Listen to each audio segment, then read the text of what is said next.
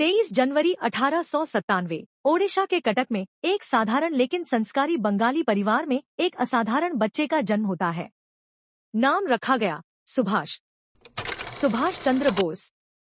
शुरू से ही अलग थे वो। जब बाकी बच्चे खिलौनों में मगन थे, तब सुभाष इतिहास की किताबों में भारत के घाव ढूंढ रहे थे।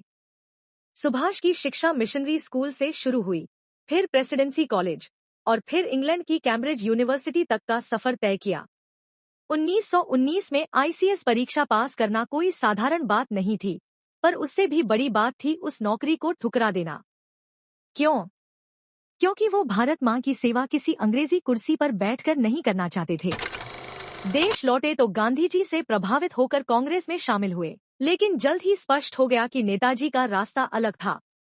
वो अहिंसा के समर्थक थे, पर जहां जरूरत हो वहां संघर्ष से पीछे हटने के पक्षधर नहीं थे। उनका मानना था, आजादी भीख में नहीं मिलती, उसे छीनना पड़ता है।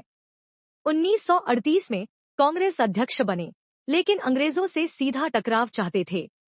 गांधी जी की विचारधारा से मतभेद बढ़ा। 1939 में इस्तीफा दे दिया और एक नया रास्ता चुना, फॉरवर्ड ब्लॉक की स्थापना की। अब नेताजी पूरी तरह से स्वतंत्र थे और उनका सपना था एक क्रांतिकारी भारत। 1941 की एक काली रात नेताजी ने अंग्रेजी निगरानी को चकमा दिया। वेश बदलकर, पहचान छुपाकर देश छोड़ दिया। यात्रा का उद्देश्य सिर्फ एक, उन ताकतों से हाथ मिलाना जो भारत की आजादी में मदद कर सकें। पहले जर्मनी पहुंचे, फिर जापान।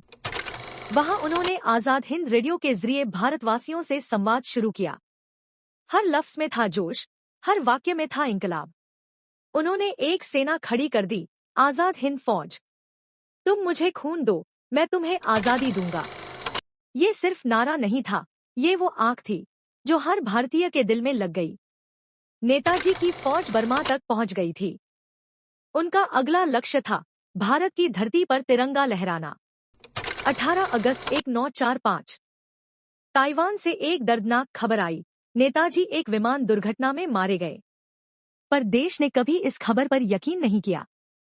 आज भी करोड़ों लोग मानते हैं नेताजी जिंदा थे, वो हमारे बीच हैं। नेताजी चले गए, लेकिन जो छोड़ गए वो था उनका साहस, उनका बलिदान, उनका सपना।